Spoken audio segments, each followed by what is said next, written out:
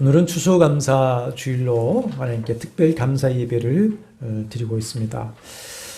그런데 책별 강론 순서를 따라서 하박국서를 강론하게 되는데, 하박국서 3장 17절에서 19절 말씀은 감사주일에 낭독하고 설교하는 단골 말씀이기도 합니다. 오늘은 하박국의 탄식, 질문, 대답, 암, 찬양과 감사로 이어지는 하박국서의 내용을 총론적으로 살펴보고 이해하고 공감하면서 우리 자신 역시 찬양과 감사가 되는 은혜와 축복의 시간 되기를 원합니다. 강론 제목을 보시면 어찌하여가 비록 없을지라도 이렇게 잡았는데, 1장 2절에 보시면 여호와여 내가 부르짖어도 주께서 듣지 아니하시니 어느 때까지리까? 내가 강포로 말미암아 외쳐도 주께서 구원하지 아니하시나이다. 하나님께 탄식의 질문으로 시작하고 있습니다. 오늘을 보면 어느 때까지리까? 시작하는 전형적인 애가입니다. 슬픔의 부르짖음이죠. 이 어느 때까지리까 하는 탄식에 하나님이 대답하신 것이 2장 3절입니다. 2장 3절 보시죠. 이 묵시는 정한 때가 있나니 그 종말이 속히 이르겠고 결코 거짓되지 아니하리라. 비록 더딜지라도 기다리라. 지체되지 않고 반드시 응하리라 하십니다. 그러면 하나님이 정하신 때에 하나님 응답하시고 말씀하신 것을 이루실 때까지, 그때까지 하나님의 백성이요 성도는 어떻게 해야 한다는 것인가 하는 것입니다. 하나님의 말씀이 응답되어지고 선포되는 그 시점, 그리고 하나님이 정하신 때에 하나님의 방법으로 성취하는 그 사이에서, 이 사이에서 성도는 어떻게 할 수밖에 없습니까? 갈등하고 고통하며 지낼 수밖에 없습니다. 그 갈등과 고통 사이에 이 시간을 어떻게 살아라고 하시는 것인가 질문하지 않을 수가 없지요. 그에 대한 질문의 답이 2장 4절입니다. 보십시오. 보라 그의 마음은 교만하며 그 속에 정직하지 못하나 의인은 어떡하라? 그의 믿음으로 말미암아 살리라. 이 말씀이 하박국으로 말미암아 모든 갈등과 의문과 고난을 극복하고 모든 것을 다 주님께 맡겨버리고 하나님을 신뢰하면서 결국 찬송하는 자리에까지 나가게 하는 원동력이 된 것입니다. 이 2장 4절의 말씀을 사도 바울은 로마서 1장 17절과 갈라디아서 3장 11절에서 이신칭의의 구원의 도를 선포하는 데 인용을 하죠. 그리고 히브리서 10장 38절에 다시 이 말씀이 인용되고 있는데, 히브리서에서는 초대교회 고난과 비방과 환난 가운데 있는 성도들에게 담대함을 버리지 말고 뒤로 서지 말며 주님이 오실 때까지 오래 참고 인내하라고 하시면서 바로 이 말씀, 나의 의인은 믿음으로 말미암아 살리라, 이렇게 말씀을 하셨습니다. 그리고는 히브리서 10장에서 그렇게 말씀하시고는 이어지는 11장에서 항상 성경을 읽을 때 장절을 우리가 외워서는 안 됩니다. 쭉 이어지는 건데 편리에 따라서 나눈 것뿐이죠. 그 이어서 소위 11장 믿음의 장에서 아벨부터 시작해서 오직 믿음으로 살면서 의롭다고 인정을 받은 믿음의 선진들의 신앙의 모습을 가지고 독려해주고 계시는 내용이죠. 이렇게 어느 때까지일까 탄식으로 시작하여서 하박국서에 보면은 3번이나 1장 3절, 1장 13절, 14절 어찌하여 강한 의문과 불만을 가지고 하나님께 부르짖고 있습니다. 그런데 하박국의 어찌하여는 비록 뭐뭐할지라도, 비록 없을지라도 라는 찬송으로 바뀌어지고 있습니다. 그 대목이 바로 유명한 3장 17절과 19절 말씀이죠. 우리 다 아시지만 다시 한번 읽어보실까요? 17절에 보시면 비록 무화과 나무가 무성하지 못하며 포도나무에 열매가 없으며 감람나무에 소출이 없으며 밭에 먹을 것이 없으며 우리의 양이 없으며 외양간에 소가 없을지라도 그랬습니다. 자, 이거 우리가 읽는 것은 개역 개정 번역판이라고 그러는데 우리 한글 성경 중에 새 번역을 읽어보면 들어보십시오. 무화과 나무에 과일이 없고 포도나무에 열매가 없을지라도 올리브 나무에서 딸 것이 없고 밭에서 거두어들일 것이 없을지라도 우리의 양이 없고 외양간에 소가 없을지라도를 몇 번 했습니까? 3번.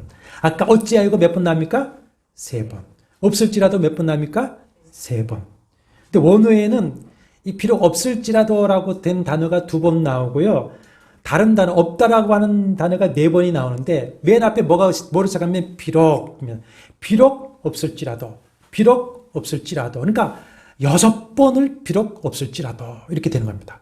3번 어찌하여 했는데 6번은 어떡합니까? 비록 없을지라도 이렇게 찬송으로 바뀌고 있는 것을 볼 수가 있습니다. 어느 때까지일까? 어찌하여라고 탄식에 강한 불만과 의문의 기도를 하나님께 울부짖던 그 기도가 비록 뭐뭐할지라도 라고 찬송으로 바뀌고 있는 것을 볼 수가 있습니다. 사랑하는 여러분, 우리도 하나님께 어느 때까지일까? 어찌하여 이렇게 울부짖을 때가 있지 않습니까? 이번 이태원에서 생때 같은 자식을 잃은 부모는 신불신을 막론하고 어찌하여 울부짖을 것입니다. 그 중에 신자는 하나님께 어찌하여 울부짖지 않겠습니까? 어찌하여. 저는 그들의 탄식이 찬송으로 승화되어지기를 축복합니다. 우리는 살아가면서 어찌하여 어느 때까지일까 하고 하나님께 부르짖을 때가 있습니다. 개인의 삶의 문제뿐만 아니라 세상의 모습을 보면서도 그러합니다. 하박국에서는 강포라고 하는 말이 5번이 나오는데 그야말로 그 시대는 강포한 세상이었습니다. 그 모습은 오늘날도 마찬가지입니다. 1장 11절에 보면은 그들은 자기들의 힘을 자기들의 신으로 삼는 자들이라 이에 바람같이 급히 몰아 지나치게 행하여 범죄하느니라 했습니다. 오늘 우리의 정치, 경제, 사회 모든 분야에 보면 힘이 지배하고 힘이 신이 되어서 강포한 동물적 사회의 모습을 보이고 있습니다. 이런 때 양심이 살아있고 하나님 앞에 의롭게 살아보고자 하는 사람이라면 하박국같이 어느 때까지일까? 어찌하여 울부짖을 수밖에 없습니다. 하박국은 바로 그런 성도였고 하나님 앞에 의인이었습니다. 하박국의 이름의 뜻이 뭐라고 했습니까? 껴안는 자, 며 달리는 자입니다. 계란 공부에서 설명했듯이 하박국은 성전에서 찬양을 담당하는 레위 제사장이었던 것 같습니다. 그것이 3장에서 잘 드러나고 있죠. 3장 1절에 시기온옷에 맞춘 선지자 하박국의 기도를 했는데 시기온옷이라고 하는 단어는 성경에 여기 한 군데밖에 안 나오고 이것은 고대 언어라 그 뜻이 무엇인지 분명하지를 않는데 다만 음악의 리듬과 분위기다. 이렇게 뭐 우리가 작곡가들 보면 여기는 또 격렬하게 뭐 이렇게 다는 게 있습니다. 그것 같다. 그 다음에 그 3장에 보면은 음악의 쉼표에 해당하는 셀라라고 하는 음악가들의 단어가 또 2번이 나오고요. 마지막에 보면은 19절에 이 노래는 지휘하는 사람 위하여 내 수금에 맞춘 노래다. 작곡을 했어요. 자기의 기도를 자기가 수금을 타면서 작곡을 해서 회중 찬양으로 이렇게 부르도록 했습니다. 그는 이렇게 찬양을 담당하는 제사장으로서 성전에 와서 배역과 겁탈과 강탈을 당하면서 하나님께 간구하는 수많은 백성들의 탄식과 부르짖음을 듣습니다. 또한 나라와 민족의 모습을 보면서 어느덧 그 고통과 아픔이 자신의 것이 되어서 그 모든 고통과 죄악상을 끌어안고 하나님 앞에 매달려서 울부짖어 기도하는 것이 하박국 모습입니다. 하박국 자신도 선지자로 부름을 받아서 하나님의 말씀을 전하면서 당시 선지자들을 핍박했던 왕과 백성들에게 고통을 당했습니다. 동시대에 예레미야 선지자가 있었는데 예레미야는 어떻게 됐습니까? 감옥에 갇히고 운물에 던져지고 돌에 맞았었습니다. 이렇게 나라 민족의 문제를 끌어안고 하나님 앞에 매달려서 씨름하고 질문을 하고 또 심판을 선언하시는 하나님께 민족을 껴안고 민족의 구원을 위해서 하나님 앞에 매달려 간구하고 응답을 받는 이 선지자의 이름 하박국, 잘 나타나고 있죠. 그래서 이렇게 이름이, 사람 이름이라고 하는 것은 중요한 것 같습니다. 그 정체성을 드러내고 그 이름이 그 사람을 만들어가고 있는 것 같기도 합니다. 그러면 당시 유다 사회는 어떤 사회였기에 하박국은 이렇게 탄식하며 하나님께 그들을 고소하면서 부르짖는 것일까요? 1장 2절과 4절은 당시 유다의 모습을 잘 설명하고 있습니다.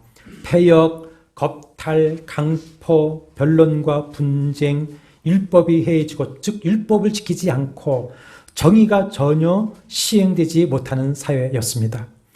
주전 600년경으로 봅니다. 예레미야와 스반야가 같은 시대에 활동하고 있었는데 북이스라엘은 주전 722년, 약 100여 년 전에 이미 아수르에서 패망하고 말았습니다. 그런데 아시리아 동편 변방에 자그맣게 있던 바벨론이 성장하면서 아수르를 위협하기 시작합니다. 그래서 아수르가 이 바벨론을 막아내느라고 힘을 소진하고 있는 틈을 타서 남유다의 16대 요시야 왕은 아수르로부터 독립을 선언합니다. 그러면서 아수르와 모든 이방의 우상을 제거해버리고 여호와의 신앙을 회복하는 종교 계획을 일으키면서 정치 경제적으로 안정하고 회복을 이루어내고 있었습니다. 그러던 중에 이 신바벨론이 613년에 아수르의 수도 니느웨를 점령하면서 아수르는 약해지고 하란으로, 레바논 지역 있죠? 하란으로 도망오게 됩니다. 그때에 애굽의 바로 느고가 바벨론의 확장을 막기 위해서 아수르와 동맹을 하고 바벨론을 대항하기 위해서 하란으로 북진을 하는데, 근데 요시야는 반아수르 정책을 펴고 있었기 때문에 바벨론과 동맹을 맺고는 북진하는 애굽을 무깃도에서 막아섭니다. 4년 동안 무깃도에서 막아섰다가 609년에 무깃도에서 요시야는 전사합니다. 요시야가 전사하자 백성들이 그의 아들 여호아하스를 옹립하지만 3개월 만에 바로 느고가 여호아하스는 포로로 끌고 가고 다른 아들인 여호야김을 꼭두각시 어용왕으로 세워놓고는 애굽에 복종하게 만들죠. 이 여호야김 왕은 애굽 바로의 힘을 유지해서 폭군 노릇을 하는데 얼마 가지 못합니다. 609년에 왕이 됐는데 605년에 이제 갈그미스 전투라고 세계사에 유명한 그 전투에서 바벨론이 아수르와 애굽 군대를 퇴폐시키고 유다로 내려와 버립니다. 내려와서 여호야김을 징벌해서 쇠사슬로 끌고 바벨론으로 가버립니다. 이 여호야김은 그래서 바벨론에서 이제 죽게 되죠. 이것이 바벨론 1차 침공인데 이것이 바로 하박국 1장 5절 이하에 주님께서 말씀하신 그 예언이 이루어지는 것입니다. 그리고 열왕기하 24장 1절과 4절에서는 여호와께서 그의 종 선지자들을 통하여 하신 말씀과 같이 여호야김의 죄를 사하지 아니하시고 심판하신 것이다. 이렇게 말씀을 기록하고 있습니다. 이 여호야김 왕은 유다 왕 중에 하나님 앞에서 가장 악한 왕이었는데 예레미야의 기록에 의하면은 하나님의 사람이 왕 앞에서 성경을 읽으면 읽어준 만큼 두루마리 성경을 칼로 잘라서 불에 던져버립니다. 하나님을 모독하고 말씀을 무시하고 예배를 폐해버리고 우상을 하고 선지자들을 학대합니다. 그러니까 예레미야와 하박국은 이 여호야김 시대의 왕과 백성들의 죄악을 책망하는 말씀을 전하다가 고난을 당하고 있는 것이죠. 여호야김 왕은 애굽의 조공을 바치고 자기의 사치와 허영심을 채우기 위해서 백성들에게 무자비하게 세금을 짜냅니다. 세금이 올라가면 항상 그 정권은 정복하게 뒤바뀌게 되어져 있습니다. 힘 있는 자들은 약한 자들을 대상으로 어떻게 합니까? 폐역과 겁탈과 광포를 일상으로 행합니다.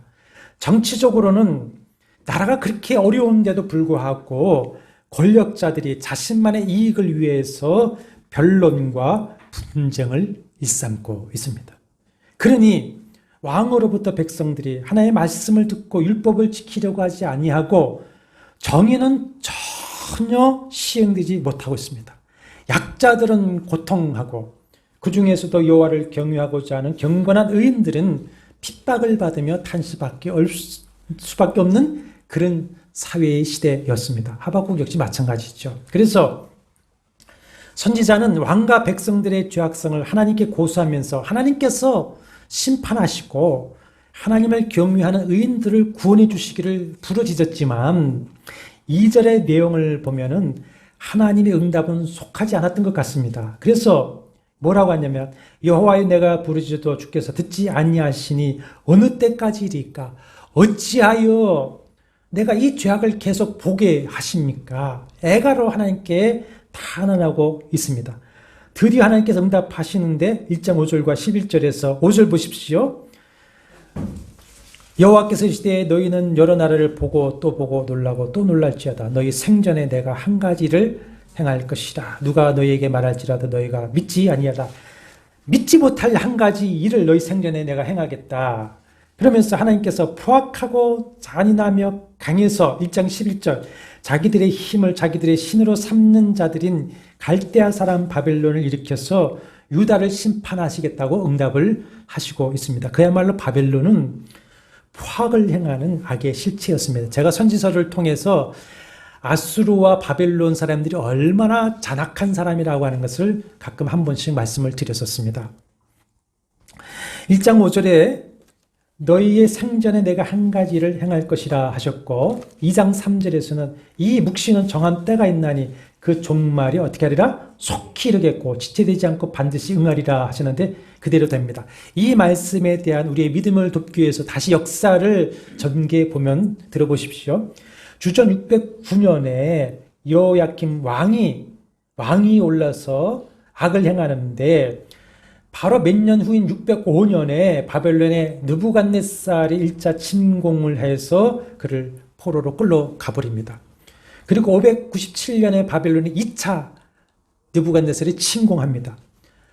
그 다음에 586년에 느부갓네살이 3차 침공을 해서 그때는 완전히 예루살렘을 정복하고 유다가 패망해 버리고 바벨론으로 끌려가 버리고 맙니다.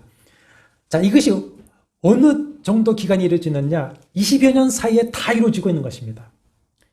그러나 바벨론도 속히 심판하시겠다고 하신 말씀대로 예루살렘을 패망시킨 지 50년이 되지 않는 539년에 고레스의 바사를 일으켜서 바벨론을 또 패망시키고 말고 그 해에 고레스에 의해서 유다 포로들이 예루살렘으로 귀환하고 예루살렘을 회복하게 됩니다.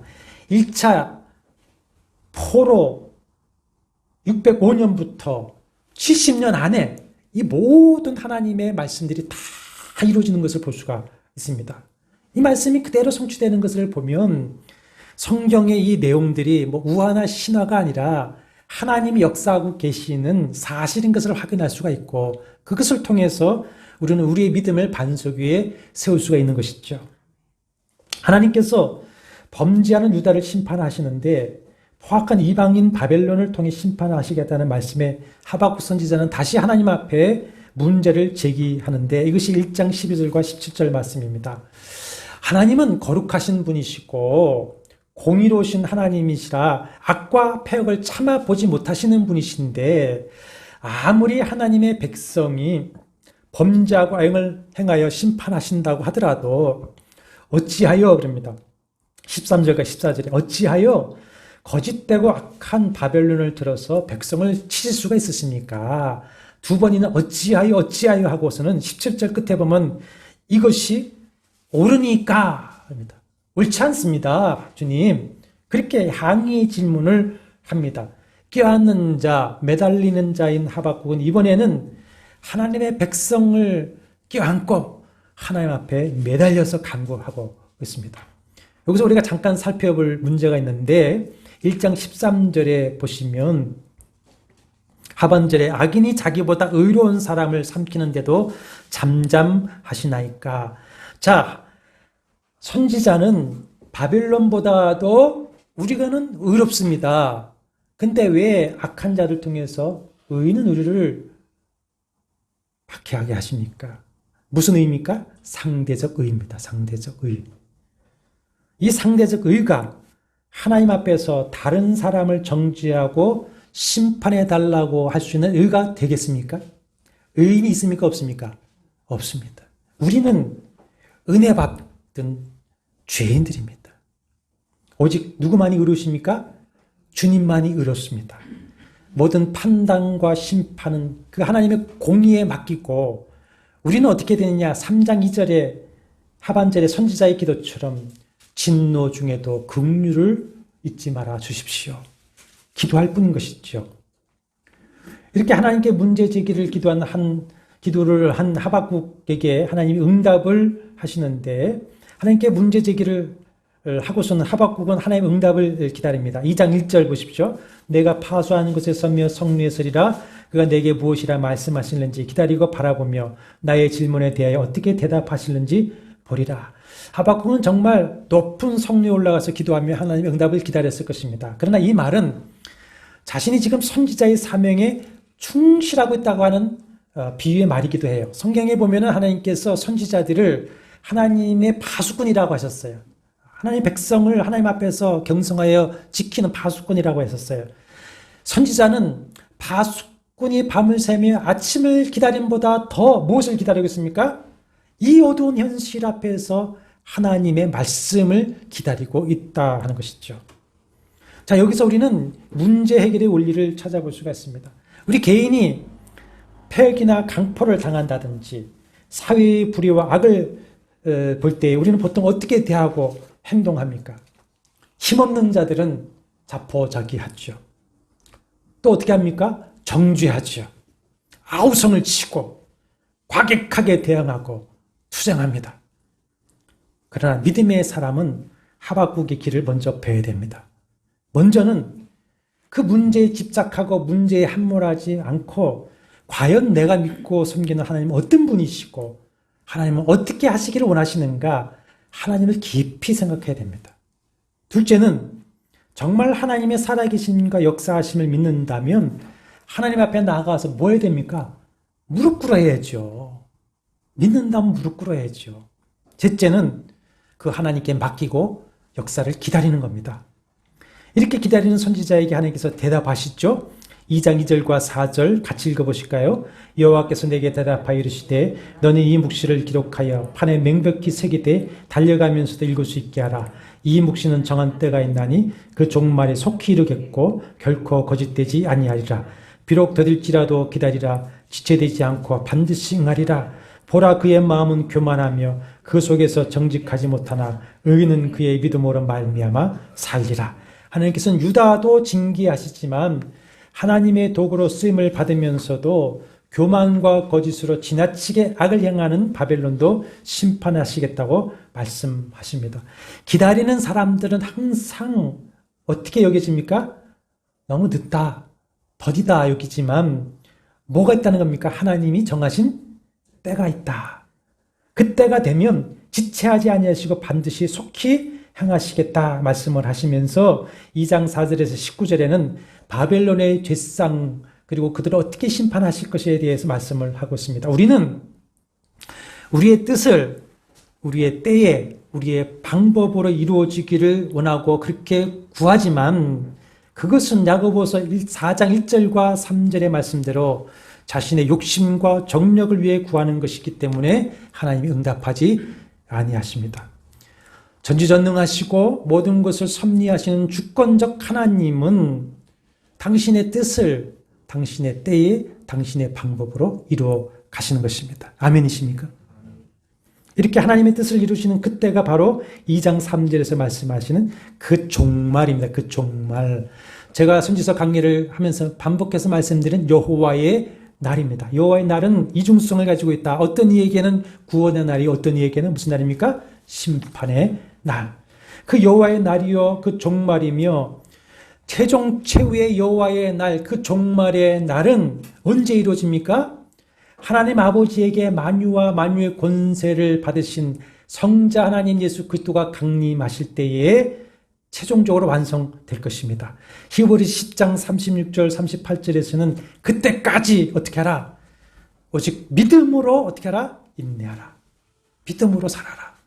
그렇게 말씀을 하고 있는 것이죠. 이것이 하나님의 거룩하고 온전한 뜻입니다. 언약의 하나님이신 여호와는 때로는 우리를 사람의 막대기와 인생의 채찍으로 징계하실지라도 택한 백성, 사랑하는 자녀에게는 모든 것이 합력하여 선을 이루게 하셔서 결국 의의 길, 생명의 길, 복의 길로 인도하시는 것입니다. 그것을 믿고 하나님을 신뢰하여서 하나님께 모든 것을 의뢰하고 오직 말씀대로 거룩하고 경건한 삶을 살아가는 것, 그것이 바로 뭐냐? 오직 의인은 믿음으로 말미암아 살리라 하신 뜻이에요. 여호와가 정하신 때까지, 여호와의 날, 그 종말의 때까지, 신원하시는 그날까지 오직 믿음으로 사는 것이 하나님 앞에 의로운 일이고 성도가 사는 길이라는 것을 믿으시기를 바랍니다. 그래서 하나님께 어느 때까지일까 어찌하여 하면서 밤낮 부르짖으며 문제를 제기하던 선지자는 이렇게 선포를 하죠. 2장 20절 보십시오. 오직 여호와는 그 성전에 계시니 온 땅은 그 앞에서 어떻게 하라? 잠잠할지니라. 의인도 악인도 하나님의 주권과 공의 심판을 기다리며 그 앞에 잠잠하라. 아마 선지자는 성루에서 이 하나님의 음성을 듣고 뛰어내려와서 하나님의 성전 앞에 무릎 꿇어 엎드렸을 것입니다. 다윗은 이 믿음으로 아들 압살롬의 반역으로 풍전등화 같은 상황에서도 시편 62편 1절에서 나의 영혼이 잠잠히 하나님만 바라며 나의 구원이 그에게서 나오는도다. 예레미야 애가 3장 25절 26절 기다리는 자들에게나 구하는 영혼들에게 여호와는 선하시도다. 사람이 여호와의 구원을 바라고 잠잠히 기다림이 좋도다 하셨습니다. 하박국은 이제 어찌하여 어느 때까지니까 탄식의 질문을 멈추고 비록 뭐뭐 할지라도 비록 없을지라도 라는 기도와 찬양을 하게 됩니다. 하박국의 탄식은 질문이 되었고 그 질문에 대한 하나님의 대답으로 하나님의 뜻을 알고는 뭐로 변하는 겁니까? 찬양으로 변하는 겁니다. 탄식이 질문이 되고 하나님의 응답으로 뜻을 알므로 찬양이 되는 것입니다. 3장은 짧은 강구와 하나님이 하신 일에 대한 회상과 신앙 고백들 찬양으로 되어 있는데 먼저 3장 2절은 강구입니다. 하나님께서 유다와 바벨론에 대해서 어떻게 하실 것이라고 하는 주의 응답을 받은 하박국은 그 일을 듣고 놀랐죠. 그것이 주께 대한 소문을 듣고 놀랐나이다. 그러나 그런 놀람과 두려움 때문에 절망하고 좌절하지 않고 2장 20절의 말씀대로 하늘의 보좌에서 지금도 살아계셔서 천하의 역사와 인생의 생사복을 주관하시고 다시 이르는 하나님께 소망을 가지고는 다시 힘을 내어서 간구를 하는 겁니다. 여호와여 주는 주의 일을 이 수년 내에 부응하게 하옵소서. 이 수년 내에 나타내시옵소서. 진노 중이라도 긍휼을 잊지 마옵소서. 이 수년 내에 부응케 하옵소서라고 하는 이 수년 내라고 하는 것은 조속한 시기에 부응케 하다라고 하는 원어의 뜻은 죽은 것을 다시 되살리는 겁니다. 다시 숨쉬게 하다. 하나님께서 유다의 악을 바벨론을 통해서 징계하시겠다고 하시는 것에 대해서 일단 뭐합니까? 아멘합니다. 마땅합니다. 주의 뜻대로 이루어지기를 원합니다. 라고 하지만 한편으로는 다시 부응케 해 주옵소서. 멸망시키시라도 다시 회복시켜 주십시오. 긍휼을 베풀어 주십시오. 삼중적으로 간절히 기도하고 있습니다. 자기 이름대로 하나님의 백성들을 끌어안고 용서와 회복의 간구를 하나님께 매달려 간구하고는 선지자의 모습. 이 간구대로 하나님은 유다를 긍휼히 여기셔서 바벨론 1차 침략 포로로 끌려간 지 70년 만에 귀국시키시고 회복시키시죠. 부흥을 주십니다. 이렇게 간구하고는 3절에서 15절은 회상입니다. 여호와 하나님께서 그 영광과 권능으로 언약 백성인 이스라엘을 애굽에서 어떻게 구원하셨는지, 신의 산에서 언약을 맺으시고 또 광야에서 어떻게 인도하시고 보호하시고 먹이시며 원수들로부터 보호하셨으며 가나안을 점령하게 하셨는지 하나님께 영광, 하나님의 권능, 백성에게 베푸신 은혜를 회상하면서 은혜를 찬송하고 내용이 3장 3절에서 15절입니다. 이렇게 하나님에 대해서, 하나님의 뜻에 대해서 알고 나니까 비록 강포한 바벨론이 쳐들어오는 소리 때문에 16절 있죠? 창자가 흔들리고 입술이 떨리고 뼈가 썩어 녹아내리는 것 같고 온몸이 떨리고 전쟁으로 인해서 땅이 황폐해져서 나무의 열매도 못 거두고 농사도 못하고 짐승과 모든 것을 약탈해서 그야말로 끼니거리가 비록 없을지라도 하박국은 회상을 했습니다. 자, 바벨론이 쳐들어와서 모든 것을 빼앗아가고 황폐하게 될 것이다. 끼니거리가 없게 될 것이다. 그런데 광야 40년 동안 여호와는 그 하나님의 수많은 군대들을 어떻게 하셨습니까?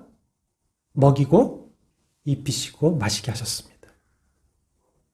그 하나님이 함께 하시면 문제될 것이 없습니다. 아멘이십니까?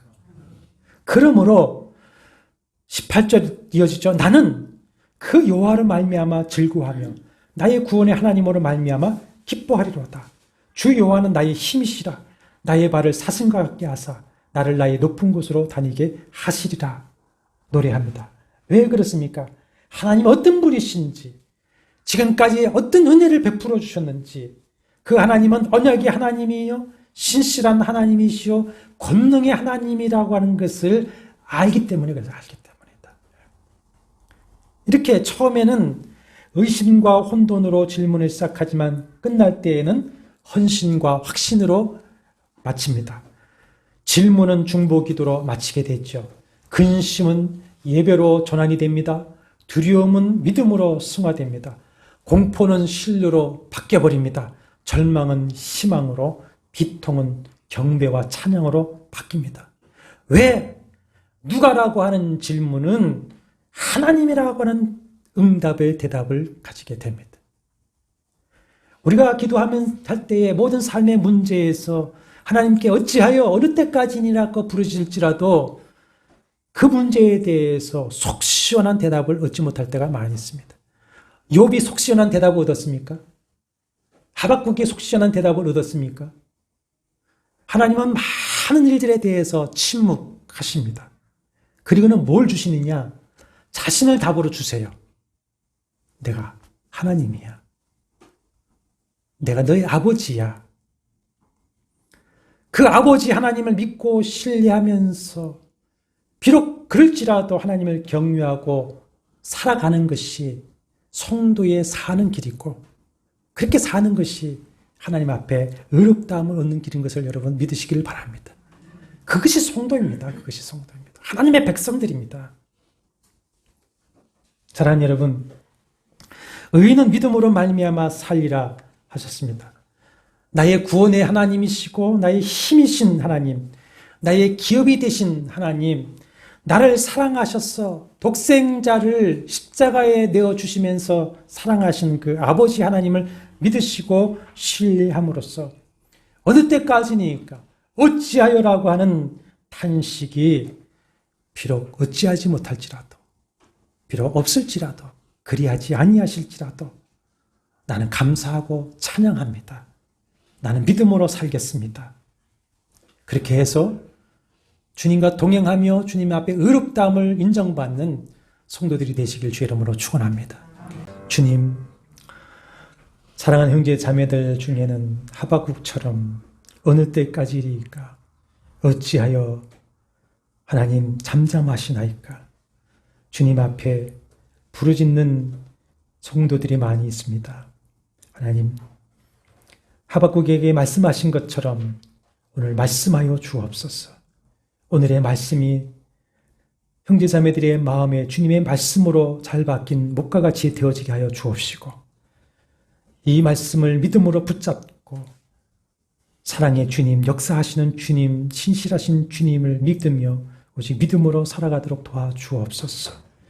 비록 그리하실지라도, 없을지라도, 내 뜻대로 안 될지라도 주님을 바라보며 감사하고 찬송할 수 있는 믿음을 허락하여 주옵소서. 그러하오나 주님, 지금 부르짖는 기도에 오늘 하박국에게 말씀하신 것처럼 말씀하여 주시옵시고, 하나님 그 말씀을 부여잡고 기도하고 주의 축복을 이뤄낼 수 있도록 도와주시옵소서. 예수님의 이름으로 간절히 기도하옵나이다. 아멘.